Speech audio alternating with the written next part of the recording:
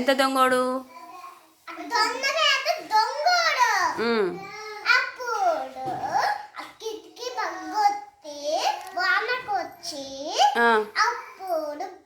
బీరకాయ ఎంత పగలగొట్టి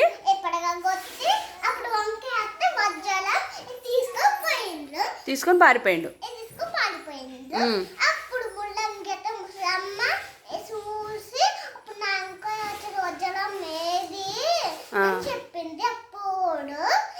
ఎవరి దగ్గరికి వెళ్ళింది?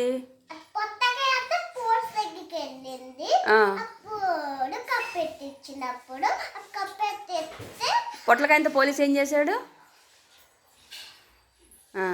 జీడికాయ అంత జీబేసుకొని దొండకాయ అంత దొంగని